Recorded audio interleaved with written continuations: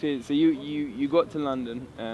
You had this number. You sourced the photo. Then you turned up, but I wondered where the first thought was like, hey, I wonder if someone actually makes a with nail because why would you think that? Well, actually, what happened was I used to live in a house that had a lot of parties, and I was standing there, and I was talking, and I was drinking, and I was being expressive, and this woman said to me, she was like, "You're like that guy in this movie from the UK," and she was like, "Withnail and I," and I hadn't seen it in years, even though I loved it when I was younger, and I just kind of, I was like, huh, I never thought, like, I never related to it that, that I was, I don't think of myself as like any other person, but she expressed that to me, and she was like, and she was like, the coat and the whole deal, and then, I gave the film another viewing, and I was like, and the whole time I'm watching it, I'm just like, God, I freaking love that coat, and so I went onto the internet, I think it was even that night, and just went and looked up, towards the end of the night, just what, I think I watched the film again after she said that to be like, is that, yeah, okay, I could, just wanted to see what it was that she was picking up on, and it's like, when you're watching something and you're like, I don't know, it's like there's a texture, and there's a texture in the whole film, the way that it's shot too, but the thing that was getting me was like, how much I could relate to the position of the characters, even at that time, and that hasn't stopped for me throughout, my whole adult life, basically.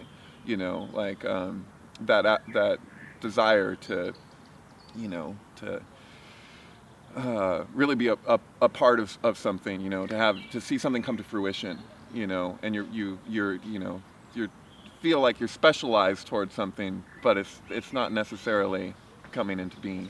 Yeah, I mean, and this is the point I was making about Mum, is she has a certain gift, right, of translating someone's vision. The thing is that I had a coat that when I met Andrea, the moment that she saw me, I was wearing, that I had found at a thrift store, and I had made my own cuffs for it from a wool blanket that I brought back from India. Right. And she saw the coat, and it reminded her of of the coat from her previous film, Don't Look Now.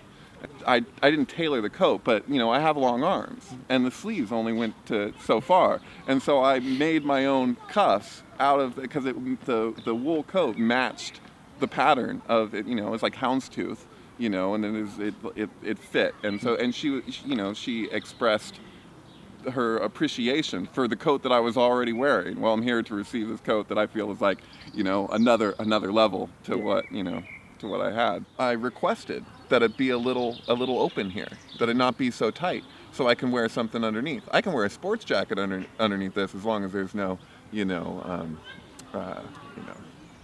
padding, And so, it's, but that's the joke in the fucking movie, which I didn't realize. Like, I'm like, I wasn't thinking that. I'm thinking I'm getting a really, really warm coat, which is perfect because I can wear something underneath it and it's great.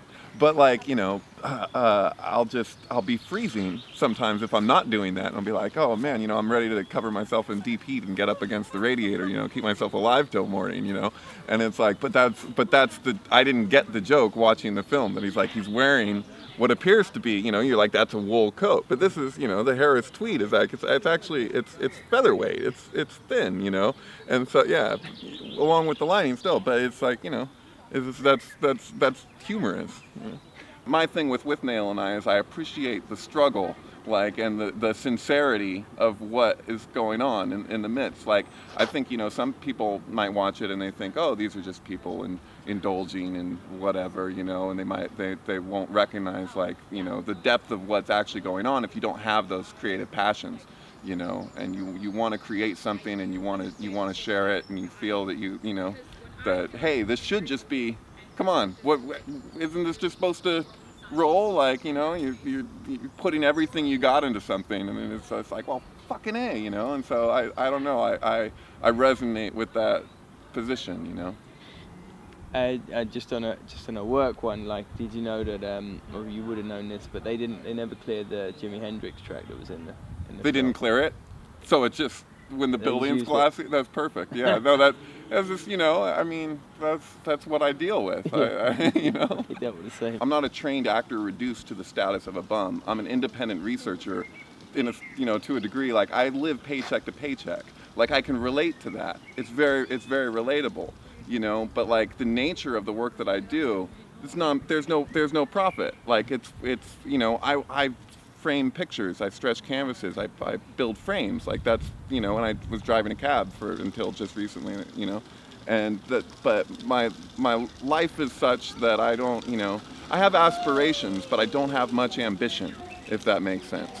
So, I aspire to something, but what I'm aspiring to isn't for the gain in the same way. And so, like, Withnail's position is such that he's not actually like trying to get somewhere for, like, other than that it's his passion. Like, he loves to act. Like, I'm not an actor, but I resonate with the energetic of the principle of the thing, of like, something's supposed to happen here for him. He feels that, and he, like, go out to the countryside. He's like, what am I doing, I think what really gets me about Withnail and I is the ending with the wolves, is that, his friend leaves and he does "What a Piece of Work is Man," and it's a perfect delivery.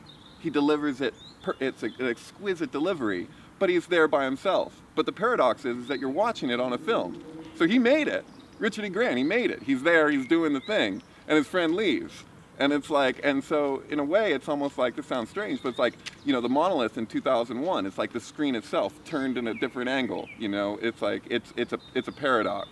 And so, like, I live for that. So, like, I relate to Withnail and I in a very psychedelic way in that respect, because you're watching people trying to make it who are actually playing their parts.